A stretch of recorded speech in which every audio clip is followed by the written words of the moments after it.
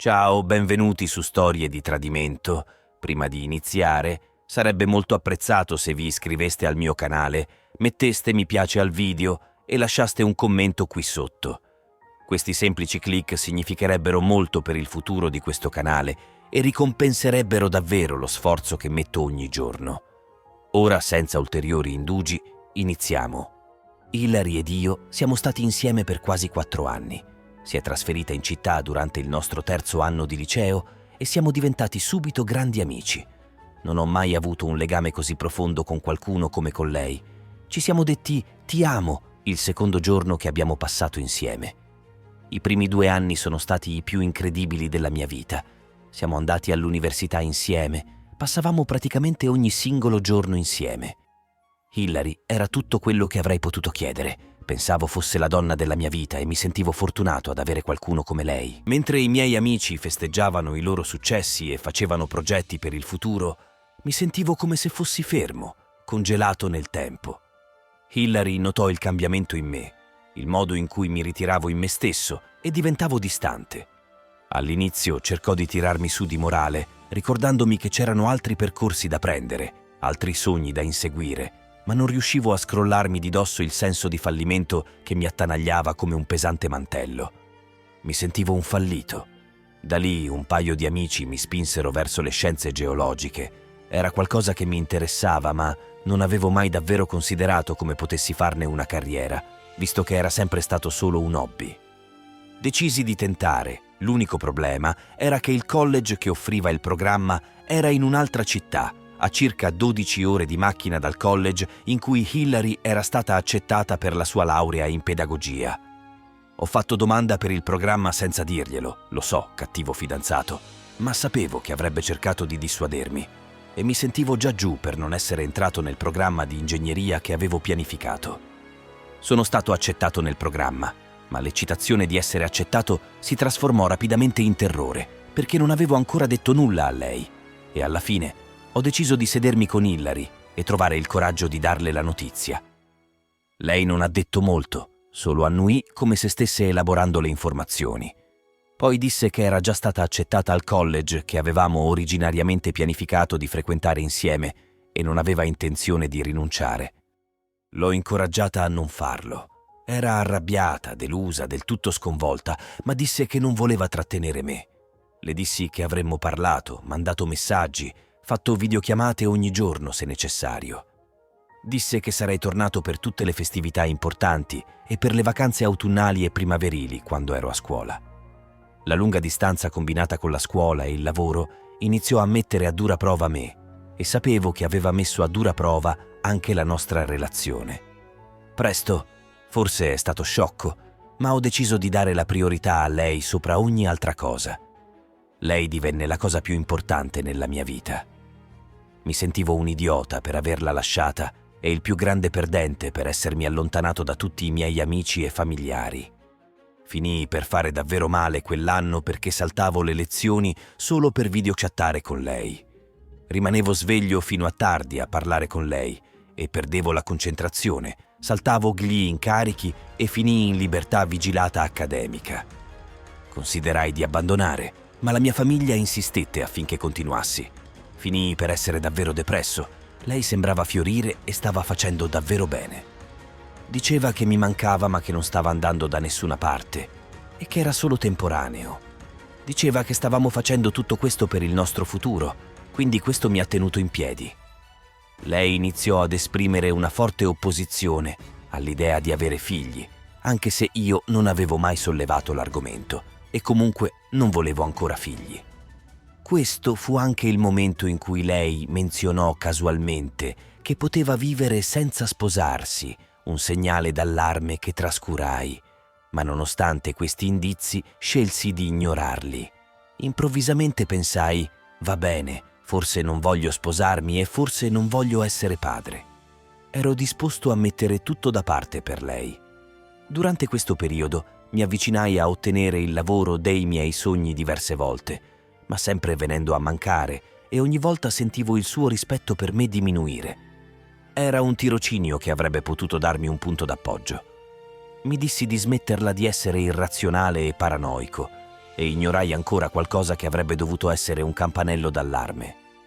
Questo ci porta all'ultimo anno insieme. Quando abbiamo iniziato a frequentarci, facevamo sesso praticamente tutto il tempo, come se saltassimo le lezioni per farlo. Entrambi avevamo un alto desiderio sessuale ed era incredibile, ma quest'anno abbiamo fatto sesso un totale di 3 volte. Intendo, non ero presente, ma comunque, mentre ero via, lei parlava di cosa mi avrebbe fatto quando sarei tornato, come se mi avrebbe saltato addosso alla prima occasione. Ma non è stato affatto così, e ogni volta era come se mi facesse un favore dopo che praticamente l'avevo pregata. Nonostante chiedessi costantemente, lei rispondeva sempre: «Non mi sento attraente». Tuttavia, rispettavo i suoi desideri e rimanevo al suo fianco perché il mio amore per lei era troppo forte. Durante questo periodo, il mio rapporto con tutti i miei amici si deteriorava un po', principalmente perché stavo lottando con l'essere lontano, cercando di bilanciare la scuola e mantenere la mia relazione con lei, e stavo combattendo una depressione molto grave. E durante questo tempo, devo dire, lei stava lavorando sodo e si prendeva davvero cura di sé, aveva perso un po' di peso e appariva particolarmente deliziosa, aveva iniziato a frequentare regolarmente la palestra e aveva perso rapidamente un notevole quantità di peso. Fisicamente era quasi irriconoscibile e anche la sua personalità sembrava cambiare. Diventava emotivamente distante da me. Non mostrava più la bisognosità e l'attaccamento che avevano caratterizzato la nostra relazione prima. Anche quando mi mostrava affetto, sembrava forzato e poco sincero. Provai a parlarle di questo più volte, ma lei mi rassicurava sempre che tutto andava bene. Mi convinsi che stavo pensando troppo e che le mie insicurezze stavano avendo la meglio su di me, grazie alla lettura di troppe storie simili su Reddit.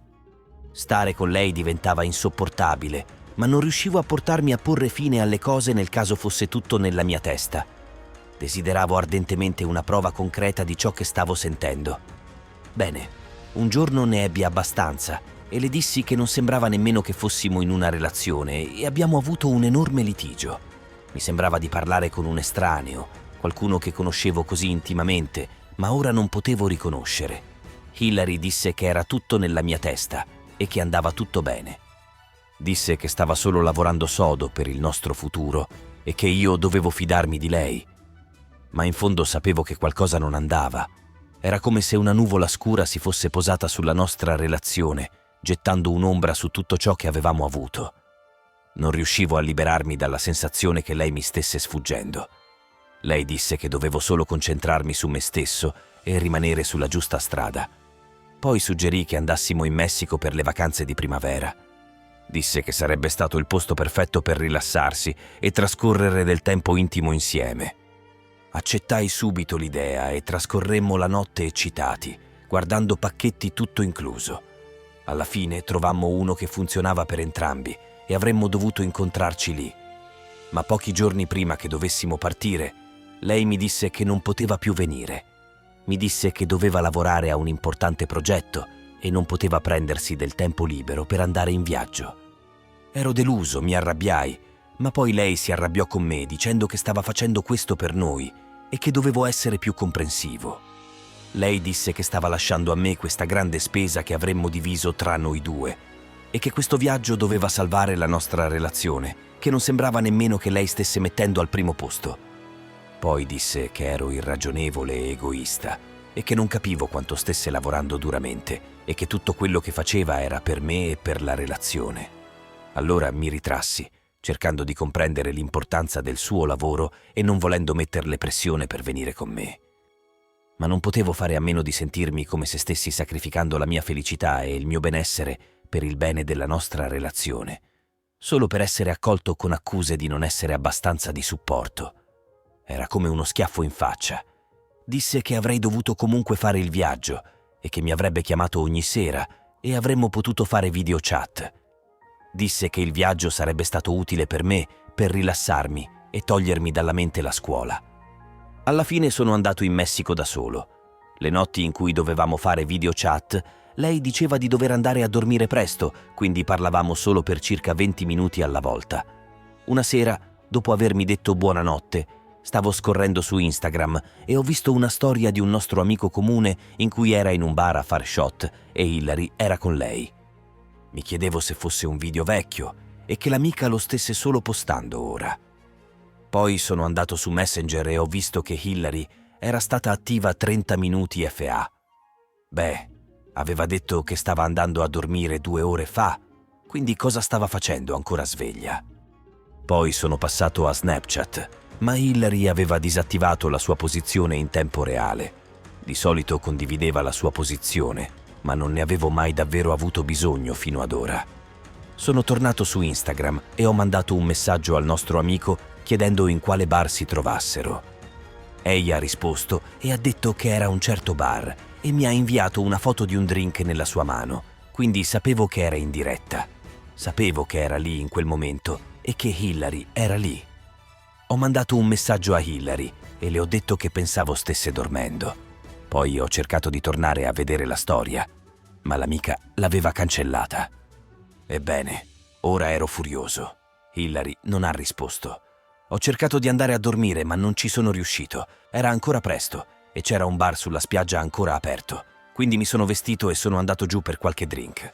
Ho incontrato alcune persone lì e c'era una donna attraente che era piuttosto civettuola con me, Heidi.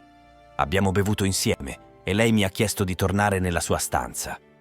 Lei mi ha accarezzato la gamba. Io ho messo la mano giù per fermarla dal continuare e le ho detto che ero lusingato, ma che stavo vedendo qualcuno. Lei si è scusata, ha detto che non lo sapeva e che rispettava totalmente ciò. Abbiamo finito per aggiungerci su Instagram ed è stato del tutto innocuo. Abbiamo continuato a uscire un po' con il gruppo di persone con cui era lei e mi sono davvero divertito. Ho passato il resto della vacanza con quel gruppo. Lei non ha risposto al mio messaggio e la mattina seguente ho inviato un altro messaggio, inviando un mucchio di punti interrogativi. Circa 2 ore dopo, lei ha risposto dicendo «Oh, scusa, era uscita con Trish, che è un nostro amico comune, e ha detto che Trish aveva bisogno di uscire e l'aveva chiesto all'ultimo minuto. Le ho chiesto perché avesse mentito. Ha detto che non aveva mentito, semplicemente non sentiva il bisogno di mandarmi un messaggio perché pensava che dormissi. Poi le ho detto perché pensava che dormissi, dato che ero qui tutto solo e pensava che fossi un perdente. Lei ha detto «Wow, da dove viene tutto questo?» E le ho detto che non ero andato a letto neanche io, ero andato in un bar quella stessa notte e avevo incontrato delle persone interessanti. Poi, credo, c'è stata una foto in cui ero stato taggato e il braccio di Heidi era intorno a me nella foto, ma c'eravamo un gruppo di noi. Quindi lei mi ha inoltrato quella foto un'ora dopo e ha detto «Persone interessanti, eh?» L'ho letta e non ho risposto. Quella notte un mio amico mi ha mandato un messaggio dicendomi che era al bar con Trish e Hill e che Hill era stata vista con un altro ragazzo. Ho detto «Che ragazzo?» E poi lei mi manda un messaggio con Hill seduta sulle ginocchia di qualche sconosciuto. Il mio amico poi invia un'altra foto e lui le sta baciando il collo, poi un'altra, e loro stanno ballando, ma praticamente uno sopra l'altro. Ebbene, ero in Messico tutto solo e scoprii che la mia ragazza mi stava tradendo. Il mio amico mi manda un messaggio dicendo che gli dispiaceva e io dico «Non ti preoccupare». E gli invio uno screenshot della donna che aveva cercato di stare con me la notte prima. Poi lui dice «Sai cosa farei?» E sì, lo sapevo cosa avrebbe fatto il mio amico. Così sono andato su Instagram e ho mandato un messaggio a Heidi chiedendole di uscire a cena. Siamo andati a una bella cena e seduti in un bar a bordo piscina. Abbiamo fatto conoscenza e mi ha chiesto cosa fosse successo a quello che avevo detto prima e ho detto «Sì, dimentica che l'ho mai detto». Poi le racconto praticamente la mia storia di vita e le mostro quelle foto di Hill con qualche altro ragazzo. Heidi poi dice che la sua offerta era ancora valida. Ho accettato la sua offerta? Diavolo, sì. Lei ha persino preso il mio telefono e ha scattato un selfie di lei mentre metteva la bocca su una certa parte della mia anatomia, e ti lascio indovinare quale. Diciamo solo che sono venuto in Messico per rilassarmi e togliermi la scuola dalla mente, e di sicuro non pensavo alla scuola. Più tardi quella notte abbiamo messo quelle foto di Hill e il suo nuovo ragazzo sulle mie storie social e ho scritto «La signorina Hillary è una che tradisce. Vuoi che insegni ai tuoi futuri figli?» Poi lei mi manda un messaggio dicendo come hai potuto fare questo? Cosa stai pensando? Sei fuori di testa? E tutto quel jazz. Lei ha detto: come puoi trattare così la tua ragazza? Ho detto: ragazza? Sono single, posso fare quello che voglio in paradiso. Poi le ho inviato la foto di Heidi che mi faceva stare bene e le ho detto che stavo facendo questo per il mio futuro. Beh, sembra che Hillary non stesse solo studiando, stava partecipando anche ad attività extracurriculari. Come si dice quando la vita ti dà limoni, scambiali con un sorso di qualcosa di più forte e lascia che i buoni tempi abbiano inizio. Lezione ben appresa. Mai sottovalutare il potere di una vacanza tropicale per chiarire il tuo stato di relazione. Almeno hai scoperto le rovine in rovina della tua relazione sullo sfondo di un paradiso pittoresco. E un brindisi a quel tuo amico che ti ha coperto le spalle. Può sembrare un viaggio solitario navigare attraverso il caos del tradimento, del dolore e della depressione, ma avere quell'unico amico che vede attraverso la tempesta e ti lancia un salvagente, salvandoti da un segnale d'allarme, è la vera amicizia. Aggiornamento 1. Veloce aggiornamento. Sono tornato dal Messico per scoprire che Hill ha un account su OnlyFans. Un altro mio amico ha fatto uno screenshot del suo account e me l'ha mandato ed è sicuramente lei. Immagino sia stata molto impegnata da quando sono stato via per la scuola. Ho inviato già gli screenshot alla sua famiglia e agli amici e a questo punto non mi interessa più. Poi viene fuori che Hill non stava nemmeno andando a scuola. Era uscita il primo semestre perché aveva fallito alcune classi, ma era riuscita a fingere di andarci. Stava in realtà solo creando un seguito su OnlyFans. Si era inventata questa persona di Miss Hill. Aggiornamento 2, di nuovo qui. Le azioni di Hillary hanno avuto implicazioni più ampie per la reputazione e la posizione sociale della sua famiglia nella loro comunità. Vedi, suo padre era in realtà un uomo di una certa importanza e finì per perdere alcuni clienti molto importanti. La reputazione di suo padre subì un colpo tale che nemmeno lui poté riprendersi. Hanno attraversato così tanta tensione che i suoi genitori finirono per divorziare e suo padre si trasferì fuori città. Non sono sicuro di dove sia finito, non ho mai chiesto, ma parlo ancora di tanto in tanto con la sorella di Hill. Immagino che loro madre non stia parlando con Hill. Non le è permesso tornare a casa e ora sta lavorando in un Dollar Tree, ma il suo OnlyFans non è più attivo. Hill e la sua famiglia sono totalmente cadute in disgrazia, hanno perso tutto. Mi dispiace per sua sorella. Nel frattempo sto finendo la scuola e mi sento come se fossi in un posto davvero buono. Finalmente ho tolto la testa dal sedere e ho incontrato delle nuove persone qui. Sta iniziando a sentirsi come casa e parlo anche un po' con Heidi di tanto in tanto e sta pianificando di venire a vedermi il mese prossimo. Non stiamo mettendo aspettative, siamo amici, lei è fighissima e ci stiamo solo divertendo per la prima volta in assoluto.